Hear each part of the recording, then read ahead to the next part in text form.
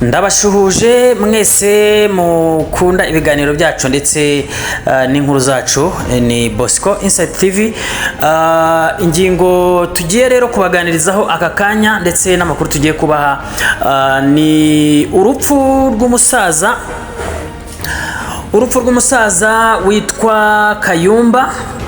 Ahangaha ni mu mudugudu wa Gasave, akagari ka Mataba, umurenge wa Nyamiyaga, na akarere ka Gicumbi, ngo ni mu ntara y'Amajyaruguru.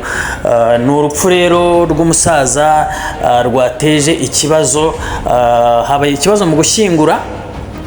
Nk'uko mubibona, murabona ko ni isanduku iri ku muhanda, irimo umurambo wa nyakwigendera Kayumba. Ati byatangiye bite rero? Reka nze mu kanya gatoya nkubwire inkuru y'uru rupfu rw'uyu musaza ndetse n'impamvu iyi sanduku yaba iri hano kuri uyu muhanda. Bosco Inside TV, ishakiro ry'amakuru acukumbuye kandi yizewe. Yes, turagarutse. Reka mbanze nshimira abantu bamaze gukora subscribe kuri iyi channel. Nawe utarakoraho urebye iki kiganiro, reka ukande ijambo ryanditseho subscribe umunsi y'iyi video, hanyuma ukande no kazogera, tujye tubana nawe buri munsi uko dushyizeho video uzaza uzibona mu bambere.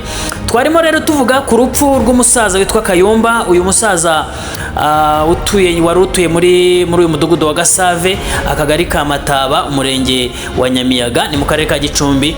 Uyu musaza ngo akaba yaramaze igihe afunze ndetse yarafungiwe ibijyanye na jenoside yakorewe abatutsi mu 1994, ndetse akaba hari ngo n'imitungo yagiye asahura muri icyo gihe, ari nabyo byatumye isambu ye aza kuyitanga, ayiha umuntu witwa Biramahire.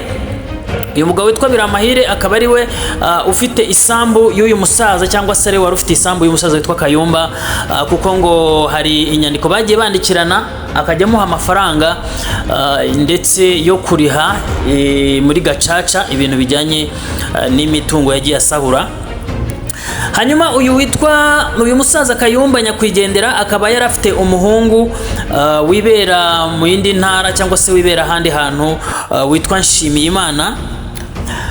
Uyu musaza rero ku itariki y'ejo, cyangwa se ku munsi w'ejo ku itariki 22, akaba yaritabye Imana. Yari amaze igihe gitoya ngo afunguwe.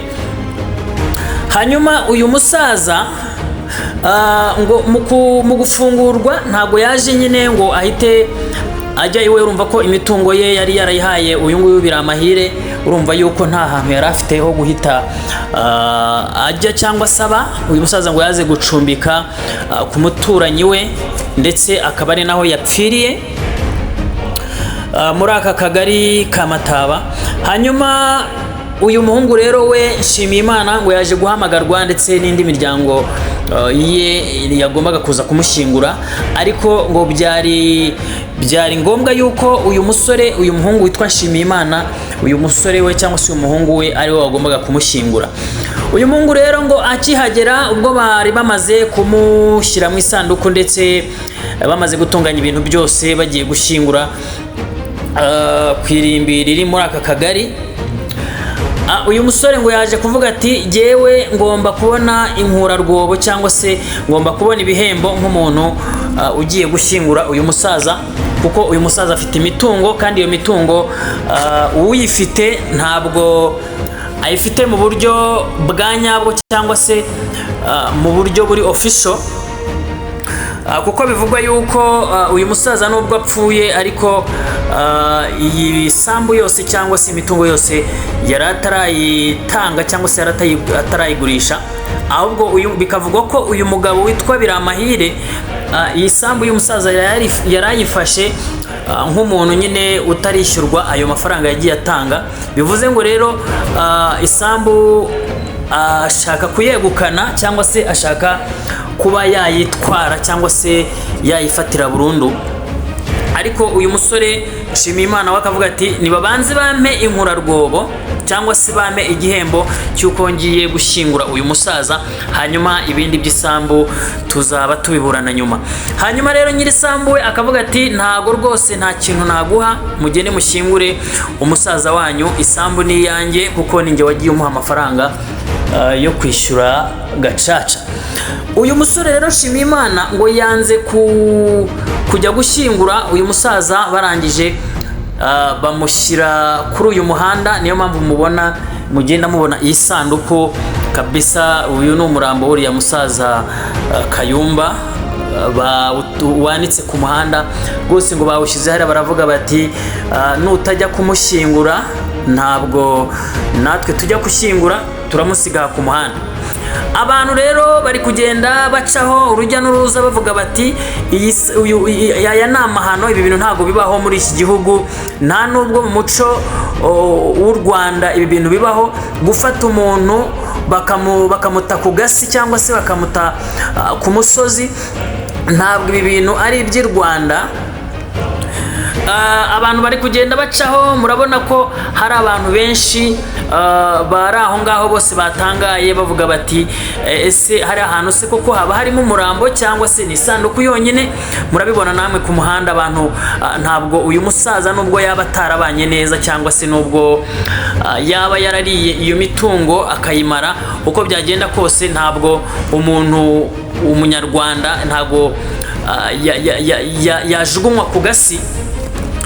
Hanyuma rero bakibaza none bakavuga bati se ubuyobozi bw'aka kagari cyangwa se ubuyobozi bw'uyu murenge ni gute bwaba butarabimenya kugira ngo uyu muntu niba yabuze n'umushyingura, ubuyobozi we bwamushyingura, bya bindi abantu bavuga ngo azashyingurwa na leta. Ngira ngo nubwo umuntu umunyarwanda yaba yabuze n'umushyingura, ngira ngo ubuyobozi ubwabwo bushobora kuvuga buti reka uyu muntu tujye kumushyingura, ariko ye guta agaciro, ye kujugunywa ku musozi nk'imbwa. Ibi bintu rero ntabwo bikwiriye.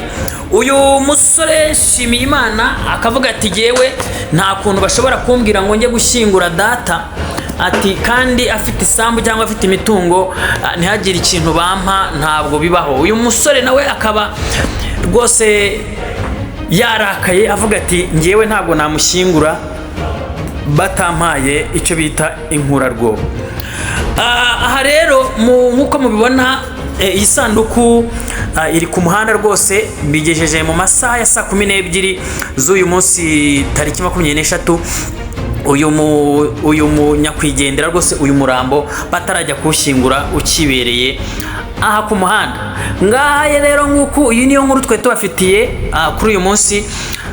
Natwe dutegereje andi makuru. Ese uyu musaza araza gushyingurwa? Ese uyu musaza araza gusubizwa mu rugo aho yapfiriye kuri uwo muturanyi we, cyangwa se ubuyobozi buraza gufata izindi ngamba zo kumushyingura cyangwa se kuba bamujyana muri morgue, kubera ko abaturage bamwe na bamwe bari kuvuga bati ibi bintu ntabwo bibaho, aramutse araye ni ugutangira akanukira abantu, cyangwa se akaba umubiri we ukaba waborera muri iyi sanduku baraye batamushyinguye. Ngayo rero niyo makuru twe tubafitiye, reka tubashimire abakomeje gukurikira Bosco Insight TV, kandi abamaze gukora subscribe nabo reka tubashimire. Rero niba utarakora subscribe kuri channel, reka twongere tugukangurire ngo ukande ijambo riri munsi y'iyi video, ukande agapfunsi gari, hanyuma niba ibiganiro byacu bikunyura ujye ubisharinga ku nshuti zawe. Ibyacu nakagaruka naho mukanya. Ciao ciao.